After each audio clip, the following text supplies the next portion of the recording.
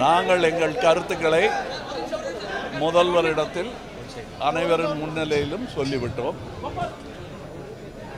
இந்த மறுசீரமைப்பில் எங்களுக்கு ஒப்புதல் இல்லை. நன்றி. பாஜக ஆளுங்கட்சி என்கிற முறையிலேயும் தனி பெரும்பான்மை இருக்கிறது என்கிற முறையிலேயும் தன்னிச்சையாக முடிவெடுப்பதை மார்க்சிஸ்ட் கம்யூனிஸ்ட் கட்சி எதிர்க்கிறது. ஆகவே தான் அனைத்து கட்சி கூட்டத்தை நடத்தி இதன் மீது முடிவெடுக்க வேண்டும் என்பதை நாங்கள் வற்புறுத்தியிருக்கிறோம். 853 நாடாளுமன்ற தொகுதிகளை உருவாக்குவதற்கு மத்திய அரசு திட்டமிட்டிருக்கிறது. இந்த பிரச்சனை என்பது ஒரு கட்சியினுடைய பிரச்சனை அல்ல, ஒட்டுமொத்த தமிழ்நாட்டு மக்களுடைய, தமிழ்நாட்டினுடைய பிரச்சனை, தமிழ்நாட்டினுடைய உரிமையை நிலைநாட்டக்கூடிய பிரச்சனை. பாரதிய ஜனதா கட்சியை ஒரு நீடித்த நிலைத்த ஆட்சியாக உருவாக்கி கொள்வதற்குள்ள சதி திட்டம் இதில் உள்ளடங்கி இருக்கிறது.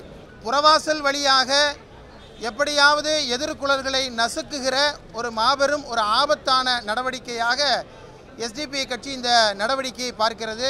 மக்கள் தொகையின் அடிப்படையிலே, பிரதிநிதித்துவத்தின் அடிப்படையிலே தொகுதி மறுசீரமைப்புகள் இருக்க வேண்டும் என்று சொல்லியிருக்கின்ற பட்சத்தில் தமிழகத்தில் இன்றைக்கு இருக்கின்ற ஒரு அசாதாரண சூழ்நிலையில் மறைப்பதற்காக இந்த அனைத்து கட்சி கூட்டம் கூட்டப்பட்டிருக்கிறா என்ற கேள்வியையும் நாங்கள் எழுப்பியிருக்கிறோம் என்பதை இங்கே சொல்ல கடமைப்பட்டிருக்கிறேன். அனைத்து கட்சிகளும் அறிவிக்கக்கூடிய ஒரு முழு வேலை நிறுத்தத்தை தமிழ்நாட்டில் அறிவித்து நாடு தழுவிய அளவிலே இது குறித்து விழிப்புணர்ச்சி ஏற்படுத்த வேண்டும் என்ற ஒரு கோரிக்கையும் நாங்கள் இந்த கூட்டத்தில் வலியுறுத்தினோம். தமிழக மக்கள் பயப்பட தேவையில்லை என்ற செய்தியை சொல்வதற்கு பாஜக வரவில்லை என்றால் அதனுடைய காரணம் என்ன? அவர்களுக்கு உள்ளே தமிழகத்தை வஞ்சிக்க வேண்டும், தென் மாநிலத்தை வஞ்சிக்க வேண்டும் என்று திட்டமிடுகிறார்கள். தமிழ்நாடே திரண்டிருக்கிறது என்று சொன்னால் இது முதலமைச்சருக்கு கிடைத்த மிகப்பெரிய வெற்றி மட்டுமல்ல, தமிழ்நாட்டு மக்கள் எவ்வளவு கட்சிகளுக்கு அப்பாற்பட்டு இந்த உணர்வுகளை பெற்றிருக்கிறார்கள் என்பதற்கு திராவிட மண், பெரியார் மண் ஒரு நல்ல எடுத்துக்காட்டு.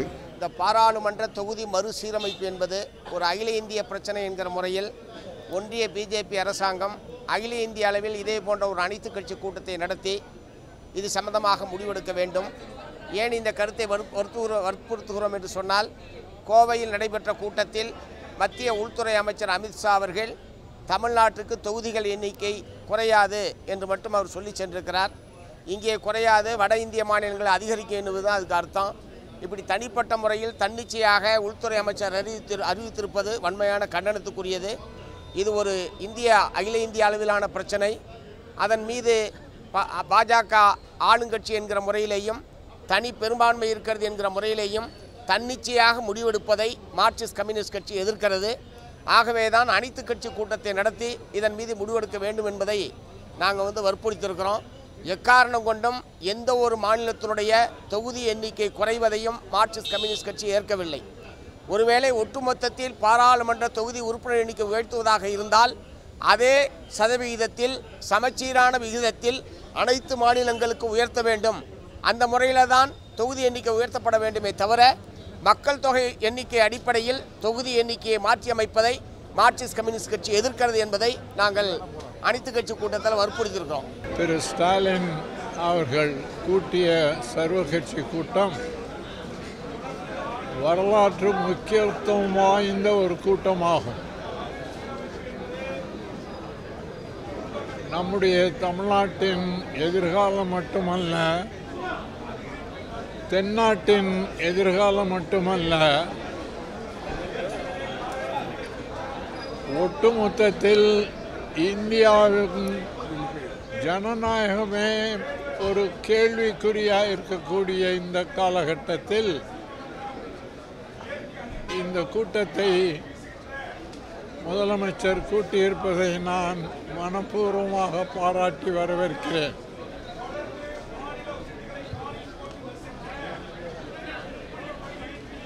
புதிய நாடாளுமன்றத்தில் 888 உறுப்பினர்கள் கொண்டதாக புதிய நாடாளுமன்றம் கட்டும்போதே இந்த சந்தேகம் எழுந்தது. இப்போது 853 நாடாளுமன்ற தொகுதிகளை உருவாக்குவதற்கு மத்திய அரசு திட்டமிட்டிருக்கிறது. அதற்காகத்தான் முதற்படியாக இந்த வேலைகளை எல்லாம் செய்கிறார்கள். ஆகவே அதை எப்படியாவது தடுத்து நிறுத்த வேண்டும்.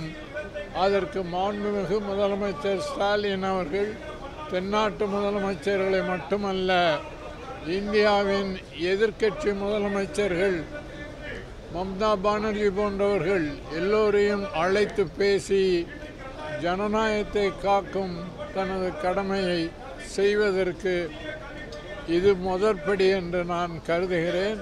அவருடைய முயற்சி வெற்றி பெறுவதற்கு தமிழர் தேசிய முன்னணியின் சார்பிலே எங்கள் ஆதரவையும் வாழ்த்துக்களையும் தெரிவித்துக் கொள்கிறேன். மாண்புமிகு முதலமைச்சர் அவர்கள் எதிர்காலத்தில் தமிழ்நாட்டிற்கு ஏற்பட போகிற அநீதியை உணர்ந்து அதை தடுத்து நிறுத்த வேண்டும் என்கிற முறையில் இன்றைக்கு அனைத்து கட்சி கூட்டத்தை கூட்டியிருந்தார்கள். இந்த அனைத்து கட்சி கூட்டத்தில் 1-2 கட்சிகளை தவிர மற்ற அனைத்து கட்சிகளும் பங்கேற்றது ஒரு மிக சிறப்பான செய்தியாகும். ஏனென்று சொன்னால் இந்த பிரச்சனை என்பது ஒரு கட்சியினுடைய பிரச்சனை அல்ல, ஒட்டுமொத்த தமிழ்நாட்டு மக்களுடைய தமிழ்நாட்டினுடைய பிரச்சனை, தமிழ்நாட்டினுடைய உரிமையை நிலைநாட்டக்கூடிய பிரச்சனை. தமிழ்நாட்டினுடைய உரிமையை நிலைநாட்டுவதில் அத்தனை அரசியல் கட்சிகளும் பங்கேற்று முதலமைச்சர் அவர்களால் முன்மொழியப்பட்ட தீர்மானத்தை ஆதரித்தும் பல்வேறு கருத்துக்களை சொல்லி எக்காரணத்தை கொண்டும் தற்போதுள்ள தொகுதிகளுடைய எண்ணிக்கை, தற்போது தமிழ்நாட்டிற்கு 39 என்கிற எண்ணிக்கை, அது குறைந்துவிடக்கூடாது என்பதில் அனைத்து அரசியல் கட்சிகளும், கூட்டணி வெவ்வேறு இருக்கலாம், அதெல்லாம் வேறு விஷயம், ஆனாலும் அனைத்து அரசியல் கட்சிகளும் ஒருமித்த குரல் எழுப்பியது வரவேற்கத்தக்கது, பாராட்டத்தக்கது. இந்த உணர்வை ஒன்றிய அரசாங்கம் புரிந்து கொள்ள வேண்டும். ஒன்றிய அரசாங்கத்தை பொறுத்தமட்டில் சூழ்ச்சி செய்து நயவஞ்சகமான முறையில் ஒரு வெளிப்படை தன்மை இல்லாத கட்சி பாரதிய ஜனதா கட்சி. எத்தகைய வெளிப்படை தன்மையும் கிடையாது. நயவஞ்சகமான முறையில் மக்கள் தொகை கணக்கெடுப்பு என்று ஒன்றை சொல்லி அதன் அடிப்படையில் தொகுதி சீரமைப்பு என்கிற பெயரால், தொகுதிகளை ஒதுக்குவது என்கிற பெயரால் பாரதிய ஜனதா கட்சியை ஒரு நீடித்த நிலைத்த ஆட்சியாக உருவாக்கி கொள்வதற்குள்ள சதி திட்டம் இதில் உள்ளடங்கி இருக்கிறது. இந்த பாரதிய ஜனதா கட்சியினுடைய சதியை தமிழ்நாட்டில் இருக்கிற கிட்டத்தட்ட 42 கட்சிகள்,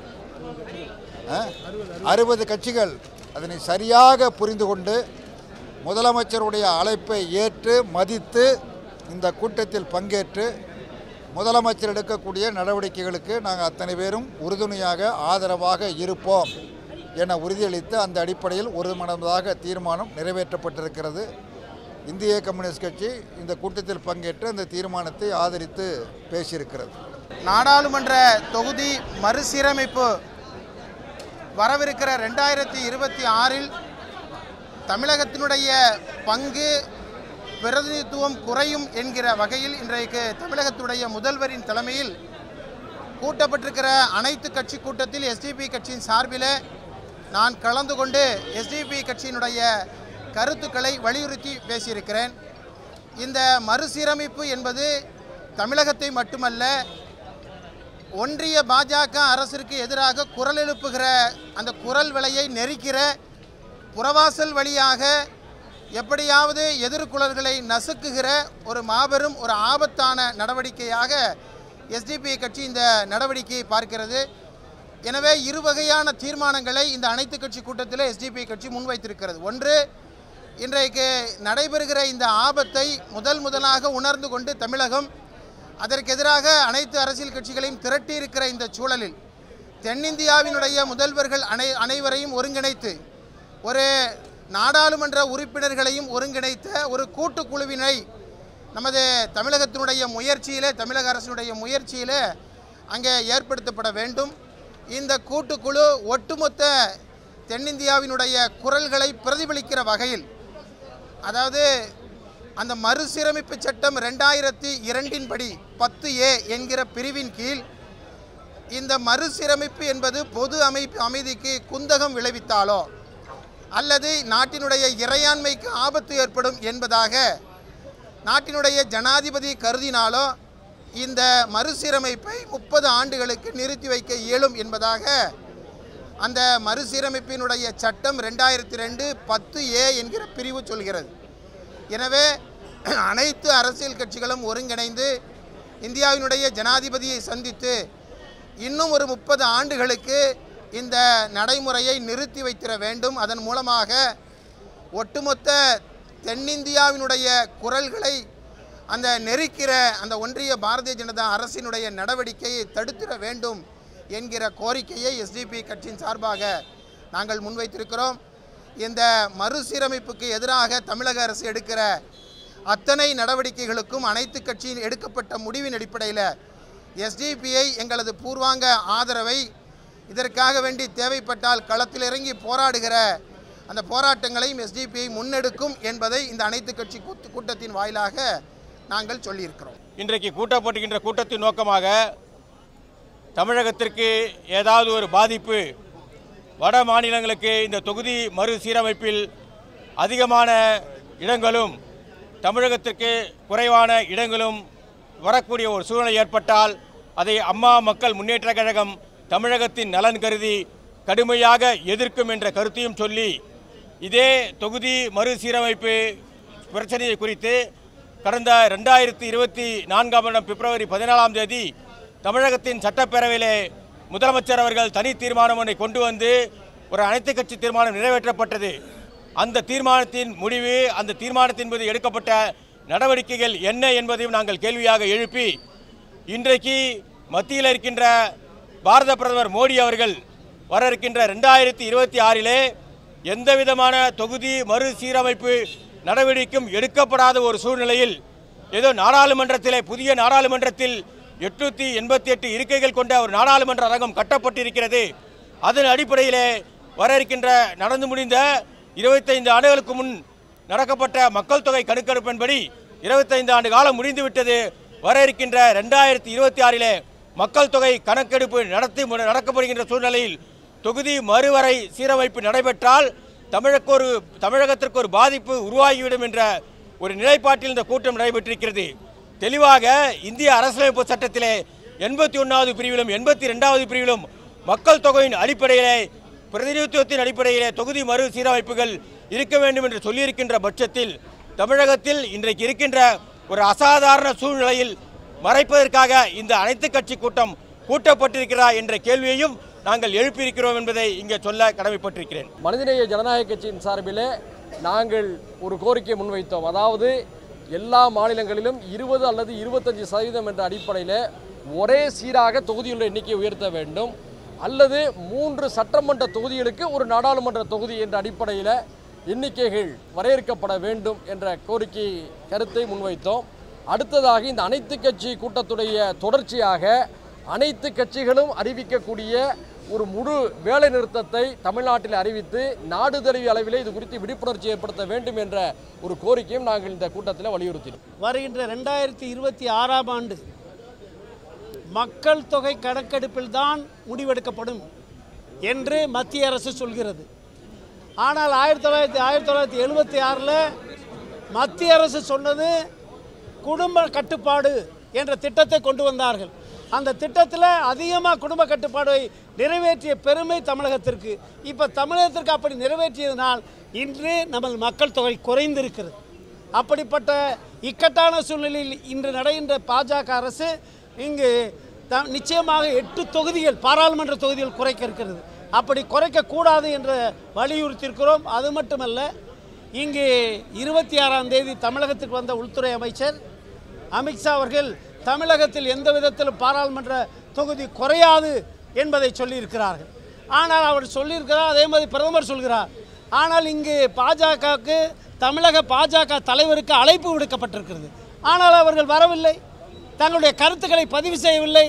மாறாது தொகுதி 39 தொகுதி இருக்கும், முடிந்தால் கூட இருக்கும். அதனால் நீங்கள் தமிழக மக்கள் பயப்பட தேவையில்லை என்ற செய்தியை சொல்வதற்கு பாஜக வரவில்லை என்றால் அதனுடைய காரணம் என்ன?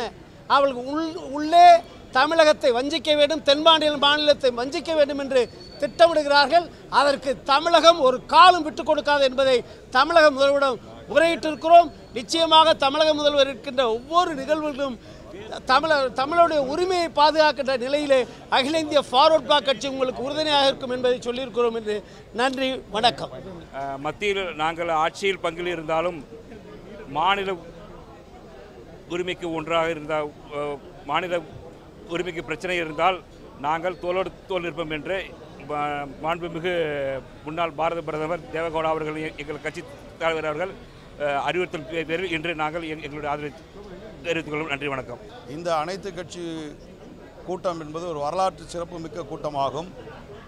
காரணம் என்னவென்று சொன்னால், இன்றைக்கு கட்சி வேறுபாடுகள், கொள்கை வேறுபாடுகள், மனமாச்சரியங்களை கடந்து ஒட்டுமொத்த தமிழ்நாட்டினுடைய உரிமையை பாதுகாக்க வேண்டும் என்று அனைத்து அரசியல் கட்சிகளும் இயக்கங்களும் இன்றைக்கு முதலமைச்சர் அவர்களுடைய அந்த அழைப்பை ஏற்று பங்கேற்றிருக்கிறார்கள்.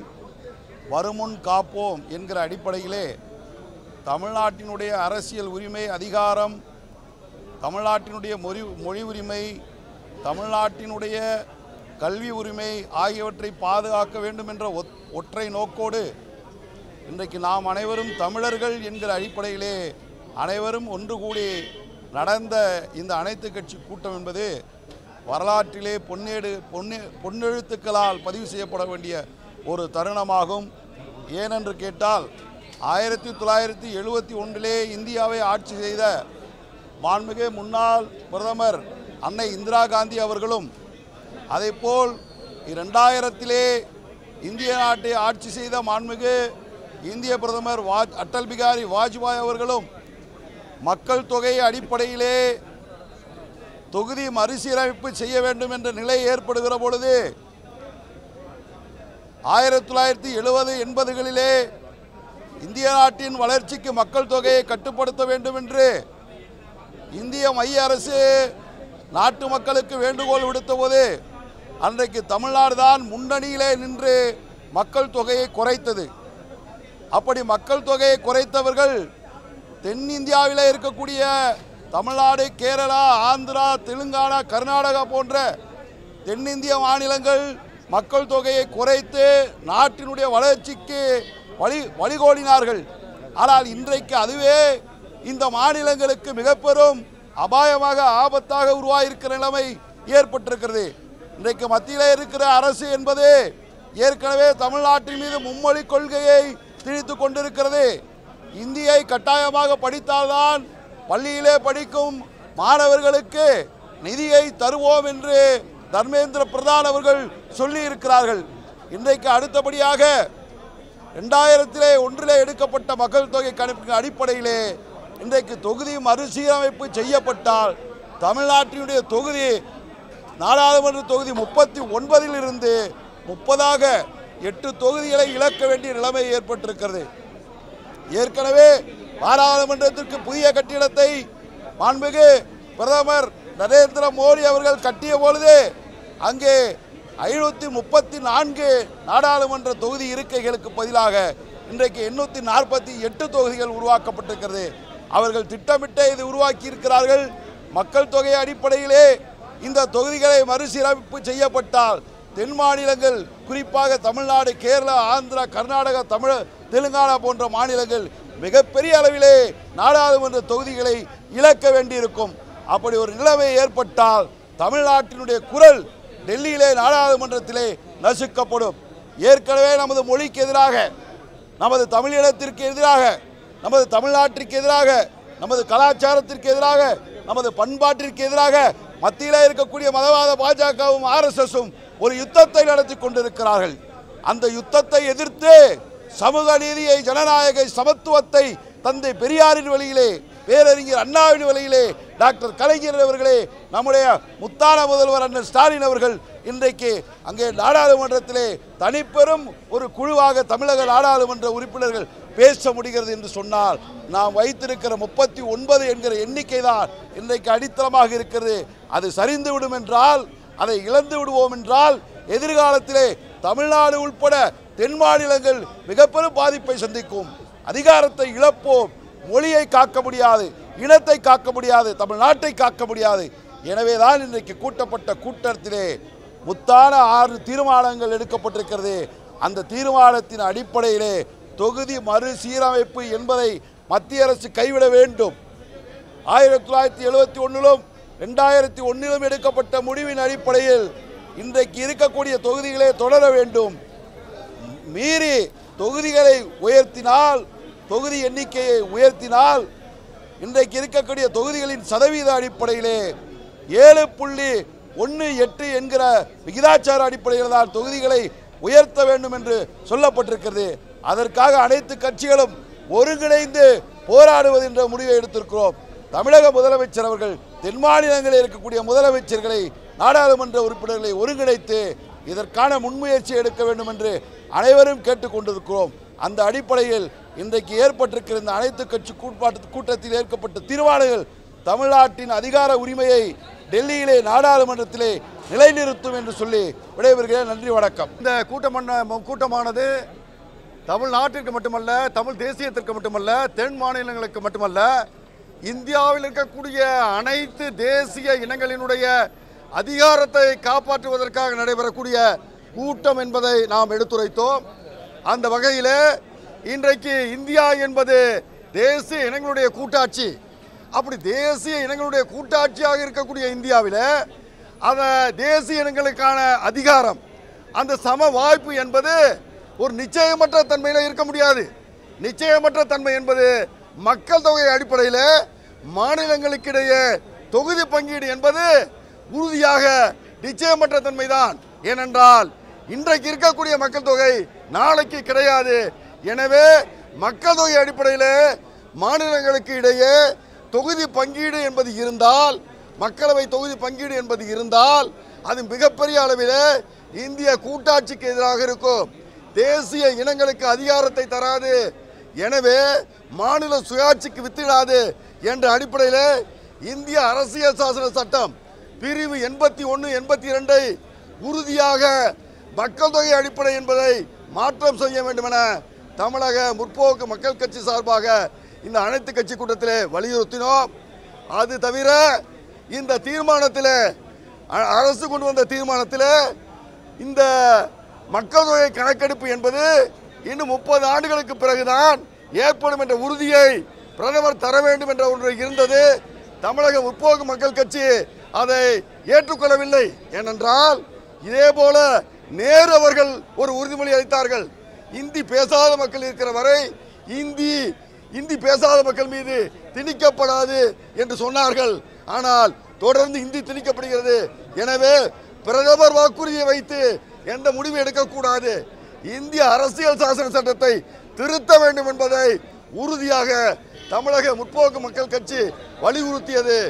இந்திய அரசியல் சாசனத்தினுடைய பிரிவு 81, 82 நீங்கள் நீக்காமல், ஒரு காலம் இந்த அடிப்படை மக்கள் தொகை அடிப்படை என்பதை நீக்காமல் ஒரு புதிய அளவிலே இந்த தமிழ்நாடு தேசிய இனங்களுக்கான உரிமையை காப்பாற்ற முடியாது என்பதை தமிழக முற்போக்கு மக்கள் கட்சி வலியுறுத்தியது.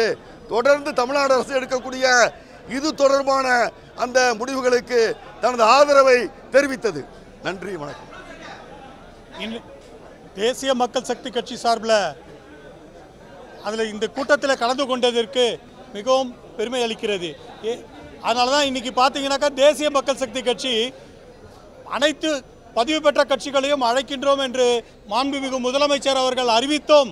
ஆனால் ஒரு சில 40 கட்சிகளே அழைக்கப்படுகிறார்கள் என்று ஒரு ஊடகங்கள் வாயிலாக செய்தியை அறிந்து சென்னை உயர்நீதிமன்றத்திலே வழக்கு தொடரப்பட்டு அந்த வழக்கின் வாயிலாக உத்தரவாதம் அளிக்கப்பட்டு இன்று அழைக்கப்பட்டோம். இந்த கூட்டம் மிகவும் மக்களுக்கான தேவையற்ற ஒரு கூட்டம் என்பதை தேசிய மக்கள் சக்தி கட்சி உணர்கிறது. வருங்காலத்தில் தமிழகம் தன்னுடைய உரிமையை இழக்கக்கூடிய நிலைமை ஏற்படும் என்பதற்காகத்தான் அந்த வழக்கம் தொடரப்பட்டது. நாங்களும் அதனுடைய வாயிலாக இன்று கலந்து கொண்டோம். அதாவது நமது நண்பர் தமிழக முற்போக்கு மக்கள் கட்சி சொன்னது மாதிரி தேசிய மக்கள் சக்தி கட்சியினுடைய சட்டத்தின் ஆட்சி நடைபெற வேண்டும் என்கின்ற கோட்பாடுடன் அரசியல் சாசனம் பிரிவு 81 சொல்லப்பட்ட பிராக்டிகபிள் என்கின்ற வார்த்தையை உபயோகப்படுத்தி மக்கள் தொகை கணக்கெடுப்பு இல்லாமல் ஒரு சீரான ஒரு சீரமைப்பை செய்யப்பட்டு அனைத்து மாநிலங்களுக்கும் பிரதிநிதித்துவ சட்டம் பிரதிநிதிகள் உருவாக்கப்பட வேண்டும். பாராளுமன்றத்திலே சமநிலை ஏற்படுத்த வேண்டும். வெறும் ஜாதியின் அடிப்படையிலோ மதங்களின் அடிப்படையிலோ வெறும் சமநிலை என்று சொல்லிக் கொண்டிருக்கக்கூடாது. இன்றைய வேறுபாடு ஏற்படும். இந்த வேறுபாடினால் ஒற்றுமை குலையக்கூடும். கூட்டாட்சி தத்துவத்திற்கு இது எதிரானது என்பதை வலியுறுத்தி இதை இப்போது 1971 அமைக்கப்பட்ட மக்கள் தொகை சீரமைப்பு எவ்வாறு அமைக்கப்பட்டதோ அதனுடைய விகிதாசாரத்தின் அடிப்படையிலேயே இப்பொழுதும் ஏற்பட்டால் அமைக்கப்பட வேண்டும். அதை விடுத்து அதாவது 1.4 பில்லியன் பாப்புலேஷன் உருவாகும் 2026 அப்படி இருக்கும்போது உத்தரப்பிரதேசத்திற்கு மட்டும் 128 தொகுதிகளாகவும் இப்போது 80 இருக்கின்றது. தமிழகத்திற்கு வெறும் 39. அவ்வாறு ஏற்படும் வாய்ப்பு அனுமதித்தால் என்ன ஆகும்? ஒற்றுமையே சீர்குலையும். அதனால் தேசிய மக்கள் சக்தி கட்சி இந்த கூட்டத்திலே கலந்து கொண்டு அரசியல் சாசனத்திலே சீர்திருத்தம் செய்யப்பட வேண்டும் என்று வலியுறுத்தியுள்ளது. நாடாளுமன்ற மறுசீரமைப்பு தொடர்பாக தமிழ்நாடு முதல்வர் அவர்களால் ஏற்பாடு செய்யப்பட்டிருக்கிற அனைத்து கட்சி கூட்டத்தில் கலந்து கொண்டதற்காக, அனைத்து கட்சி கூட்டத்திற்கு அழைப்பு விடுத்ததற்காக முதலில் தமிழ்நாடு முதல்வர் மாண்புமிகு தளபதி ஸ்டாலின் அவர்களுக்கு நெஞ்சார்ந்த நன்றியை உறுத்தாக்கிக் கொள்கிறோம். மத்திய அரசு நாடாளுமன்றத்தில் மறுசீரமைப்பு செய்ய வேண்டும் என்று முனைப்போடு இயங்கிக் கொண்டிருக்கிறது.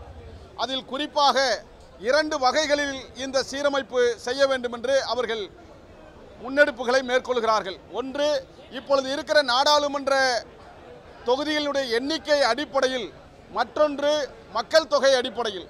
இந்த 2 வகைகளில் எந்த வகையில் நாடாளுமன்றம் மறுசீரமைப்பு செய்யப்பட்டாலும் அதில் தமிழகம் உள்ளிட்ட ஹிந்தி பேசாத மாநிலங்கள் அனைத்தும் பேர் ஆபத்திற்கு உள்ளாகக்கூடிய ஒரு அபாயம் இருக்கிறது.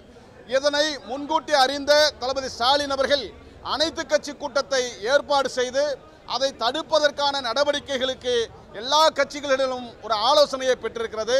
இந்த ஆலோசனை கூட்டத்தில் தமிழ் புலிகள் கட்சியின் சார்பில் மக்கள் தொகை அடிப்படையில் மறுசீரமைப்பு இருக்கக்கூடாது. ஏனென்றால் 1971க்கு பிறகு மக்கள் தொகையை கட்டுப்பாட்டிற்குள் கொண்டு வர வேண்டும் என்கிற மத்திய அரசின் திட்டத்தின் அடிப்படையில் தமிழ்நாடு உள்ளிட்ட தென் மாநிலங்கள் மிக சிறப்பாக அந்த திட்டத்தை, குடும்ப நல கட்டுப்பாடு என்கிற அந்த திட்டத்தை நடைமுறைப்படுத்தியதனால் மக்கள் தொகை தமிழ்நாடு உள்ளிட்ட தென் மாநிலங்களிலே கட்டுப்பாட்டிற்குள்ளாக இருக்கிறது. இதை செய்ய தவறியதனால் வட மாநிலங்களிலே, ஹிந்தி பேசக்கூடிய மாநிலங்களிலே 3 மடங்கு மக்கள் தொகை அதிகமாகி இருக்கிறது. எனவே மக்கள் தொகை கணக்கெடுப்பின்படி மறுசீரமைப்பு செய்யப்பட்டால் இந்த குடும்ப கட்டுப்பாடு திட்டத்தை நடைமுறைப்படுத்திய தமிழ்நாடு உள்ளிட்ட தென் மாநிலங்களுக்கு கொடுக்கக்கூடிய தண்டனையாக இருக்கும். மேற்கொண்டு இந்த திட்டத்தை நடைமுறைப்படுத்தாத எதேச்சதிகார போக்கோடு செயல்பட்ட வட மாநிலங்களுக்கு எண்ணிக்கை அதிகரிக்கும்.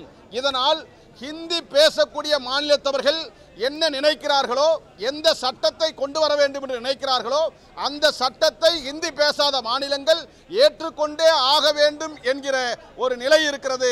இதன் மூலமாக பிஜேபி அரசு ஒரே மொழி, ஒரே நாடு, ஒரே பண்பாடு என்கிற அவர்களுடைய அஜெண்டாக்களை திணிக்க முயற்சிக்கிறார்கள்.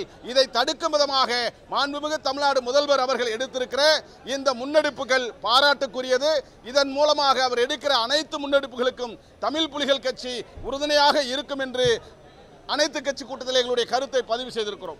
ஏறத்தாழ 60 தலைவர்கள் கலந்து கொண்ட அந்த கூட்டத்தை கூட்டி தமிழ்நாட்டுக்கு வரவிருக்கிற ஆபத்தை தடுத்து நிறுத்துவதற்கான தீர்மானங்களை இன்றைக்கு நிறைவேற்றி அந்த தீர்மானத்தை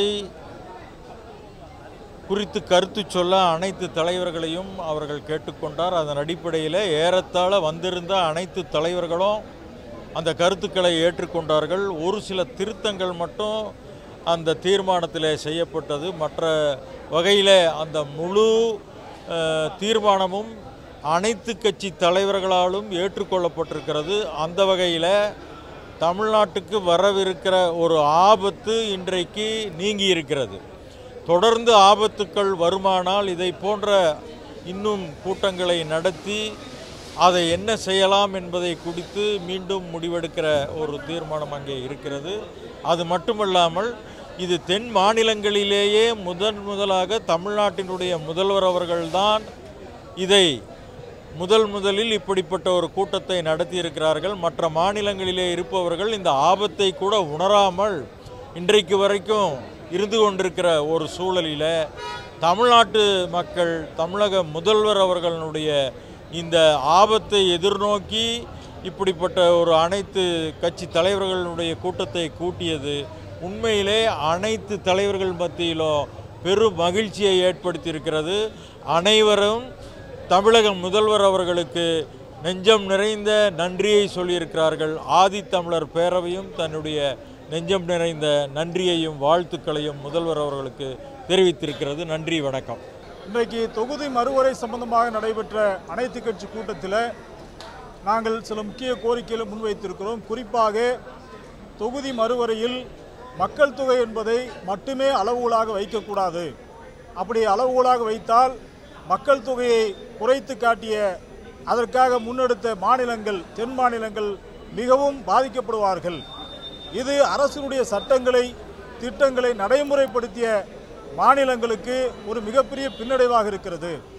ஆகவே சட்டத்தை மதிப்பவர்களுக்கு இங்கு கூடுதலாக தொகுதிகளை ஒதுக்க வேண்டுமே தவிர சட்டத்தை மீறிய அந்த வடமாநிலத்தை சார்ந்தவர்களுக்கு மட்டும் ஏன் தொகுதியை அதிகப்படுத்த வேண்டும்? திராவிட மாடலா, குஜராத் மாடலா என்கிற அடிப்படையில் தான் இந்த கூட்டம் என்பது நடைபெற்றது. அதில் பட்டியலின மக்களுடைய தொகுதிகளை பொறுத்த மட்டில் தமிழ்நாட்டில் 7 MP தொகுதிகள் இருக்கிறது. அதை 8ஆக உயர்த்திவிட்டு மேற்கு மாவட்டங்களிலும் தென் மாவட்டங்களிலும் கூடுதலான ரிசர்வ் தொகுதிகளை அறிவிக்க வேண்டும் என்கிற கோரிக்கையும் நாங்கள் முன்வைத்திருக்கிறோம். அதேபோல் மும்மொழி கொள்கை, பட்டியலின மக்களுடைய இடஒதுக்கீடு, சாதி வாரியான கணக்கெடுப்பு, இப்படியான அனைத்து பிரச்சனைகளுக்காகவும் இதுபோன்ற அனைத்து கட்சி கூட்டங்களை நடத்த வேண்டும் என்கிற கோரிக்கையும் நாங்கள் முன்வைக்கிறோம். நன்றி. ஜக்கையன், ஆதித்தமிழர் கட்சி. சரியான நேரத்தில் தெளிவான முடிவெடுத்து அனைத்து கட்சியும் கூட்டி மிக பெரும்பாலோர் வெற்றிகரமாக ஒருமித்த கருத்தையே இங்கு சொன்னார்கள்.